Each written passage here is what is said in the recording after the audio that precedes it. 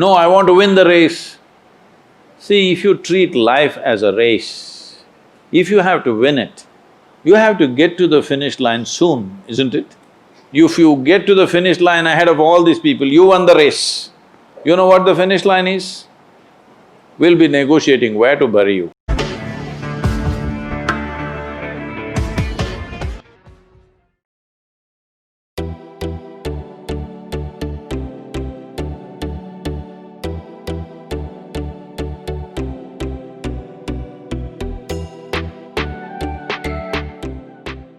God will not lift his little finger for you. What you refer to as God is the source of creation. As a creator, he has done a phenomenal job, there's no question about it. Could you think of a better creation than this? Is it in anybody's imagination to think anything better than what is there right now?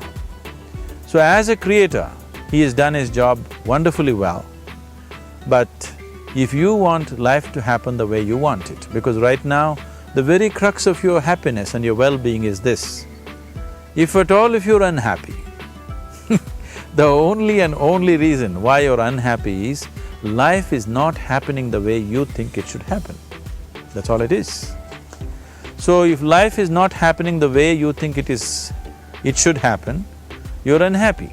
If life happens the way you think it should happen, you are happy. It's as simple as that. So if life has to happen the way you think it should happen, first of all, how you think, with how much focus you think, how much stability is there in your thought, and how much reverberance is there in the thought process will determine whether your thought will become a reality or is it just an empty thought. Or how you do not create any impediments for your thought by creating negative thought process. This possible is something possible or not possible, is destroying humanity. What is possible and not possible is not your business, it's nature's business. Your business is just to strive for what you want. Right now you're sitting here, if I ask you two simple questions, I want you to just look at this and answer this. Right now from where you're sitting, can you just fly off? You say no? Right now from where you're sitting, can you get up and walk? You'll say yes. What is the basis of this? Why you say no to flying and yes to walking? Because past experience of life, many times you've gotten up and walked, never did you fly off. Or in other words, you're using the past experience of life as a basis for deciding whether something is possible or not possible. Or in other words, you have decided that what has not happened till now cannot happen in your life in future. This is a disgrace to humanity and the human spirit. What has not happened till now on this planet can happen tomorrow. Human beings are capable of making it happen tomorrow. So what is possible and what is not possible is not your business. That is nature's business. Nature will decide that. You just see what is it that you really want and strive for that. And if your thought is created in a powerful way, without any negativity, without any negative thoughts bringing down the intensity of the thought process, the first and foremost thing is you must be clear what is it that you really want. If you do not know what you want, the question of creating it doesn't arise. If you look at what you really want, what every human being wants is, he wants to live joyfully, he wants to live peacefully. In terms of its relationships, he wants it to be loving and affectionate. Or in other words, all that any human being is seeking for is pleasantness within himself, pleasantness around him. This pleasantness, if it happens in our body, we call this health and pleasure. If it happens in our mind, we call this peace and joy. If it happens in our emotion, we call this love and compassion. If it happens in our energy, we call this blissfulness and ecstasy. This is all that a human being is looking for.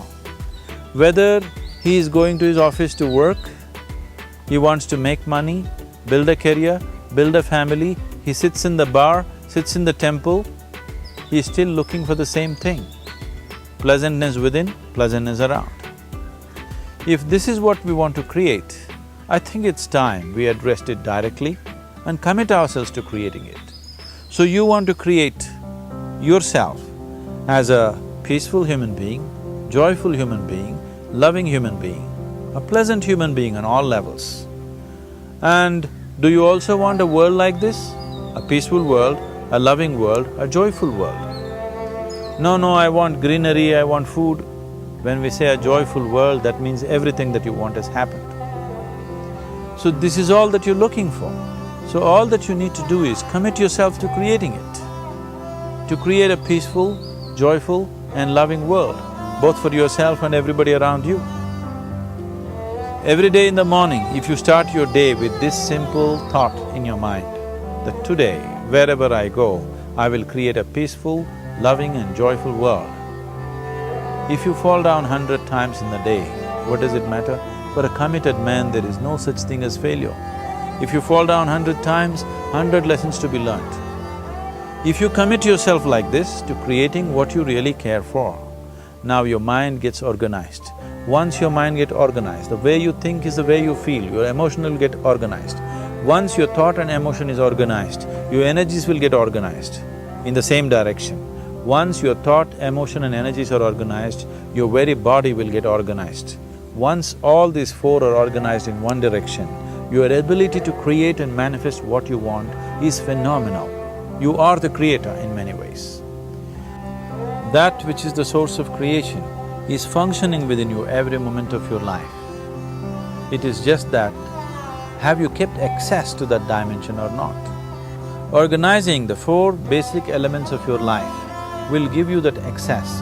There are tools and technologies to do this. The whole science of yoga, the whole technology that we refer to as yoga is just about this, transforming yourself from being just a piece of creation to become a creator. It is my wish and my blessing that every human being in this world should have this access to the source of creation within himself so that he can function here as a creator, not just as a piece of creation. Hi, Jasper Basson here. I just wanted to remind you about the Daily Entrepreneur Tips series. It's a business growth series for entrepreneurs and contains financial information and also information to grow you as a person and your business, because we will never grow our business any higher than we grow ourselves. So click on the link below and I will send you daily information to grow you as a person and your business, and it's for 365 days of the year.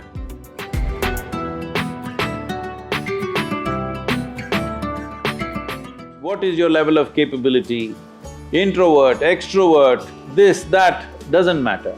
Do you have the courage and commitment to make the possibility into your reality? That's all the question is. So, if you focus, whatever you're doing right now, it doesn't matter what it is. How simple an act you're doing right now, it doesn't matter. If you're absolutely devoted to that you're doing right now, depending upon various aspects, things will unfold. But because of Western influences, we become too goal-oriented. Goal-oriented means we are interested in the consequence, but we are not interested in the process. If you are not interested in the process, you should not be an artist. If you are not interested in the process, you should never design a building because it's going to land on somebody's head. Yes? Process is an end in itself. If you are absolutely devoted to the process, depending upon various aspects, something will come out. But now we are interested in the consequence, not in the process. This goal-orientedness, I want to get there, I want to get there. Where the hell do you want to get?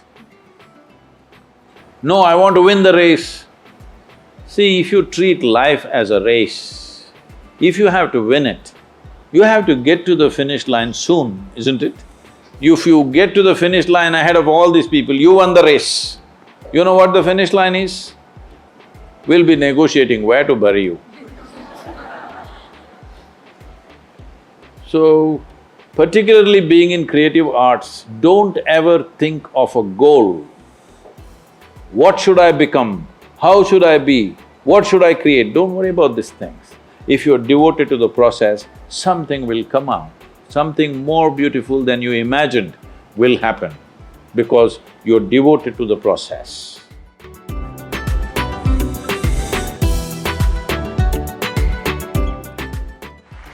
See, this is essentially the world has put cart before the horse. You tell me, it is easier to take charge of yourself or it's easier to take charge of all these people? If you take charge of yourself, let us see how much we can get cooperation from these people. Now, when you say you're in pursuit of happiness, what this means is, you want all of them to function the way you want.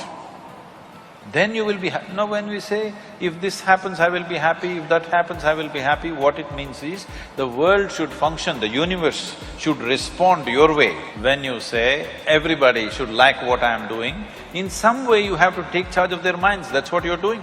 In some way you're taking charge of their mind and doing what appeals to them, and that's why it's working, isn't it? Otherwise it won't be working. Right. So, which is easier, taking charge of this or taking charge of them? This. If you take charge of this, now you are not in pursuit of your happiness, you are not tense about anything, there is no, sword hanging on your head. You will do everything to the fullest, to the hilt, because you don't care what happens. Whatever happens, you'll be still fine, this much you know. Now you will naturally do everything wonderfully well because there's absolutely no concern, because you're not a vested interest anymore. You will do what is needed.